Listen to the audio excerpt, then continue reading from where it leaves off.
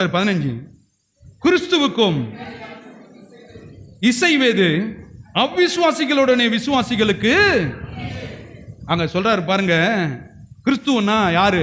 நாம் இயேசுவை போலவே ரட்சிக்கப்பட்டவன் அவர் சொல்றாரு. அவருக்கு ஒப்பிடுறாரு. என்ன மாதிரி மகிமையான தேவன். பேலியாள்னா யாரு? இந்த பிசாசின் பிள்ளைகள் அவங்க. அதனாலதான் ஆபிரகாம சொன்னார், அதெல்லாம் விட்டுட்டு வெளியே வந்துரு பா. ஏன்னா அவன் செய்யற விஷயமெல்லாம் வேற. இங்க வந்து நீ அதை செய்யறதுக்காகலாம் உன்னவ அழைக்கல. உன் அழைப்பு என்னன்றதை ஃபர்ஸ்ட் தெரிஞ்சுக்க. அப்படி சொல்றாரு. கிறிஸ்துவுக்கும் பேலியாளுக்கும் இசைவேது அவிசுவாசிகளுடனே விசுவாசிகளுக்கு.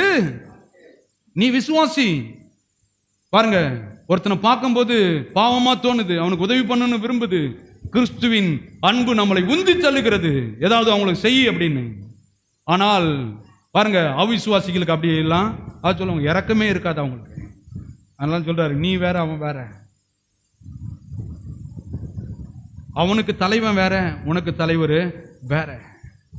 அதனால சொல்றாரு, அவன் திருடுறதுக்கு வரான், கொல்றதுக்கு வரான். இவர் வந்த என்னத்தை கொடுக்குற வராரு?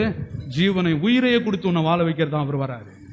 ரட்சிப்பு இது உலகத்துக்கு தெரியாம நம்மளை இப்படி பண்ணிடுறாங்க, அப்படி பண்ணிடுறாங்க, இப்படிதான் சொல்லிட்டு இருக்கிறாங்க.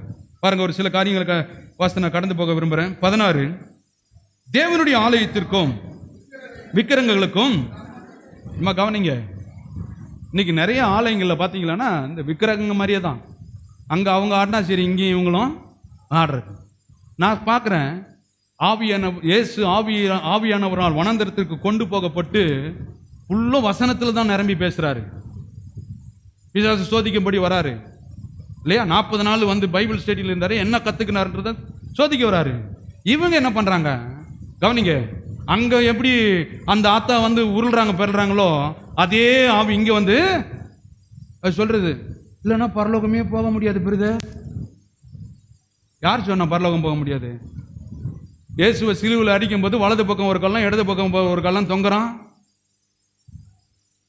இடது பக்கம் இருக்கிறவன் ரொம்ப கிண்டலாம் பேசுறான். வலது பக்கம் சொல்றாரு, ஆண்டவரே உம்மிடத்தில் ஒரு குற்றமும் காணல, நாங்க தப்பு பண்ணுங்க, சிலுவையில் தொங்குறது அது நியாயம். ஆனா நீங்க எப்படி இப்படி தொங்கலாம் அப்படின்னும் போது ஆண்டவர் சொல்றாரு, என்னுடைய வருகையின் போது இன்றைக்கு என்னோடு கூட நீ எங்க இருப்பாய்? உடனே சொன்னார், நீ ஞானஸ்தானம் எடுக்கல, அதனால பரலோகம் வரல, அந்நிய பஸ் பேசல, அங்க வரலன்னு சொன்னாரு.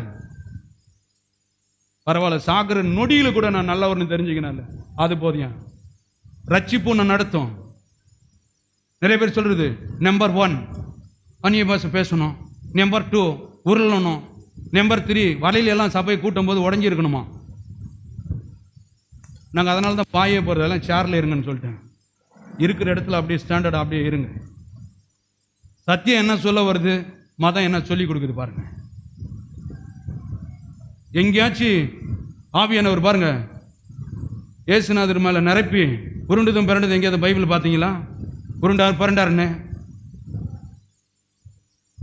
நான் டைகி எல்லாம் கட்டிட்டு எங்க பாஸ்டர் பாருங்க கோட்டுக்கிட்ட எல்லாம் போட்டு எகர்னார்னு வச்சுக்கோ, அல்லியா அல்லியான்னு பார்ப்பாங்க. ஐயோ, கோட்டுக்கும் டைக்கும் சம்பந்தமே இல்லை. ஆண்டவர் சொல்றாரு, லுங்கி கட்டி இருக்கிறவன் எங்கனாலையும் உட்காந்துருவான். பாத்துறீங்களா? டீ கடைக்கு லுங்கில போலாம், கீழே அவன் உட்காந்துடலாம். ஆனா கோட் சூட் போட்டிருக்கிறவன் கவனிங்க, அவன் உட்கார இடத்த கூட செலக்ட் பண்ணி தான் உட்காருவான். நான் சொல்லுகிறேன், ரட்சிப்பு என்பது அப்பேற்பட்டது. கரங்களை தட்டி தேவனை மேம்படுத்தும்.